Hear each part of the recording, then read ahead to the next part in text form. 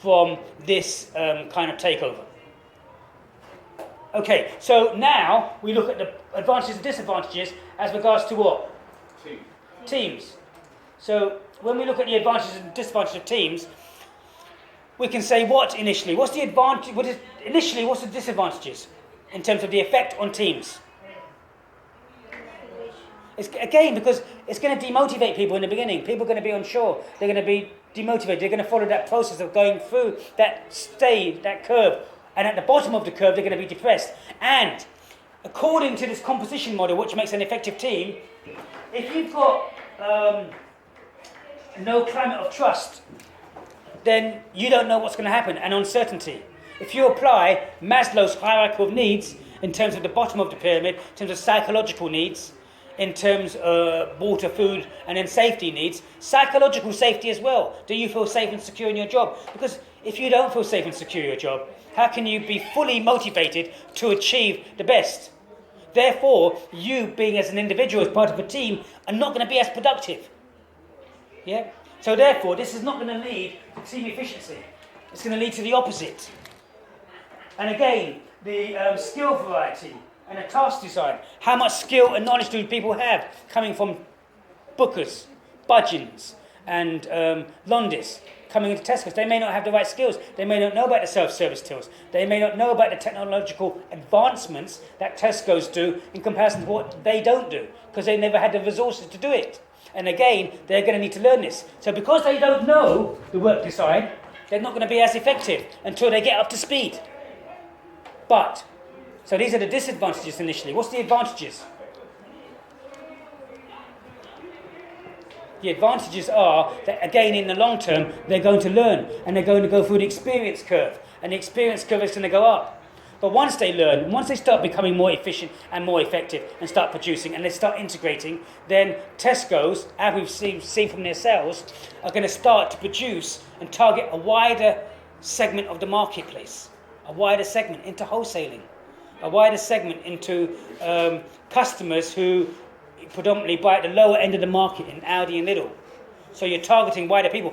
And also they're building up their customer base in terms of their Tesco's loyalty scheme. It may not be called a Tesco loyalty scheme, it may be called something else, but they'll be building up all this information technology and IT in terms of classifying customers and people who shop on regular habits, demographically profiling them.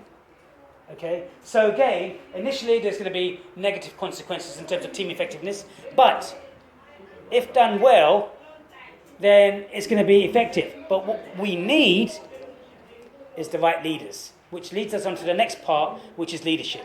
So, when we're talking about leaders, what's the difference between a manager and a leader?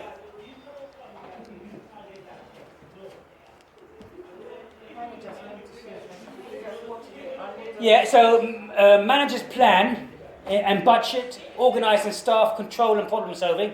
What's the difference between a manager and a leader? The manager motivates. The leader. Yes, the leader motivates. The manager will manage people who will do what they need to do within that time frame. Where a leader motivates, whereby they inspire people. They set direction, they align people, they motivate and inspire people. So we've got autocratic leadership style, democratic leadership style, participative leadership style, laissez-faire, transactional, transformational leadership styles. What type of leadership style do you think they need to adopt? Yes. In this situation, they're going to need to adopt transformational leadership style. And what is transformational leadership style? What type of characteristics does a transformational leader have? Yes, he's charismatic. He has a vision. He has a mission. He has a purpose. He involves everyone in a decision-making process. He involves people as regards to what's happening. He is passionate and a strong belief in what he's doing. And he pulls everyone along. He pulls everyone along with him to achieve and come along in terms of what he wants to achieve. And he needs to, because he can't do it all himself.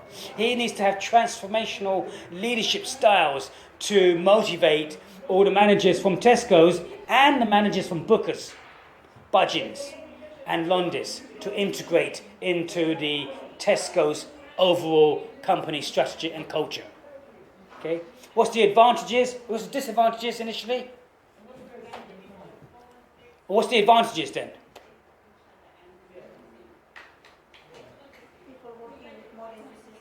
Yes, the advantages of using a transformational leadership style to integrate transformational change is that you need change, and you need to change people's way of thinking. And if you change people's way of thinking, then the advantages are people are going to be more motivated to achieve your objectives. People are going to work harder. People are going to try harder to achieve what the ultimate aims of the company are. In this situation, which is the complete and successful integration of Tesco's, Booker's, Londis and Budgies together. Okay, so that's it. That's the kind of question answered with all the lecture slides there and the information that you've got. Are there any questions? Any questions, anyone? Okay, so no questions there. So we finished there today on that question from Mr. Tan. Thank you.